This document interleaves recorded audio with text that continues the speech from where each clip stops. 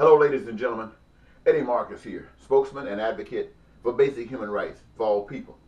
And as such, I am not only concerned about black people or men or Americans. I'm concerned about all people, all genders, all over the world. Today I want to talk to you about why the interest in heaven is dwindling. And I wrote these notes, so if I make some mistakes or have to repeat myself, please understand why. Long ago, heaven was a big thing. At least it seemed as if people wanted to go there. Lately, the interest seemed lacking, and those appear to be several reasons for that loss. First, heaven's advocates speak of peace, prosperity, and joy for everyone, as I just did. They speak of life survival for all in heaven as food, clothing, shelter, education, health care, and a duty-fied responsibility of government. Simply is not appealing. The lack of appeal seems to come from the fact that everyone would benefit. It suggests that humans fare better when there's a social divide where class is in play. The evidence of this picture rests in the fact that heavenly living could and can exist today. The power for it to happen is in the hands of the people who refuse to even consider it. Taken that on several occasions the idea has been proposed, and each time it has been denied.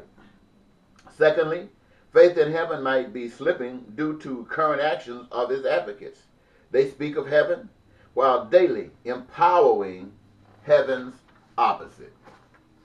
These advocates are in a position of having put before them a political representative of which the population agrees is evil. Yet they're marching straight to the polling booths to lock in support for their choice of evil, which is better than the choice of others' evil. This might suggest that the idea of heaven is a fantasy or a myth. Thirdly, interest in hell is growing to the extent that hundreds are joining the Church of Satan, selling their souls to Lucifer for a benefit they can see today instead of a promise of something no one can prove. The conclusion is that if the advocates of heaven committed themselves to preaching heavenliness today instead of jaw-jarding, the people would be more easily persuaded. For the problem is not of heaven or hell, but the realization in the daily lives of the people. Many have accepted that there is no heaven or hell outside of today.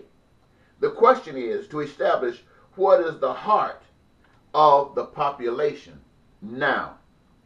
The camouflage is that evil or hell is winning, which is a sign of the time for truth to prevail. If heaven is to have any chance, it must start now. If there ever was a time for people who are convinced of God, of heaven, to rise up, it is now.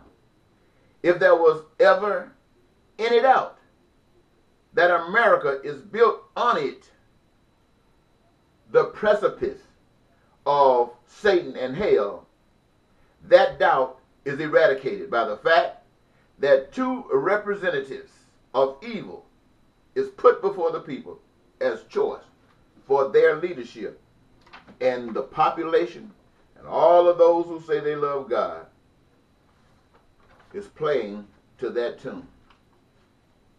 I want to thank you so very much, and I hope that perhaps you might have something out of why interest in heaven is dwindling. Bye-bye.